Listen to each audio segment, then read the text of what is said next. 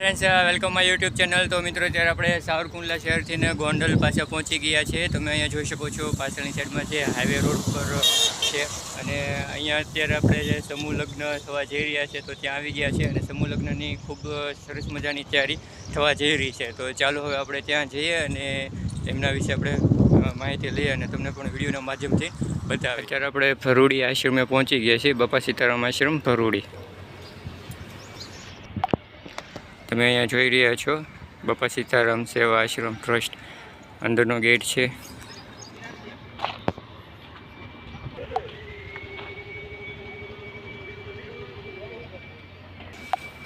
ત્યાર પછી જો આ 9-11 અત્યારે દીકરીઓના લગ્ન થવા જઈ રહ્યા છે તો 11 દીકરીઓ માટેનો કરિયાવર અહીંયા છે, તમે જોઈ શકો છો.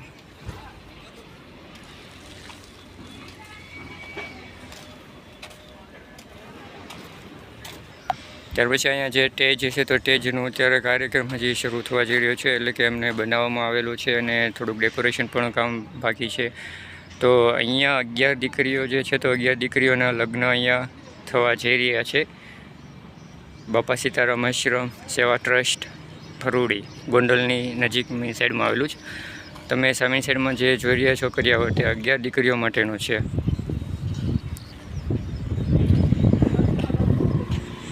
ત્યાર પછી તમે અહીંયા જોઈ રહ્યા છો તો જમણવારની વ્યવસ્થા અહીંયા કરવામાં આવેલી છે.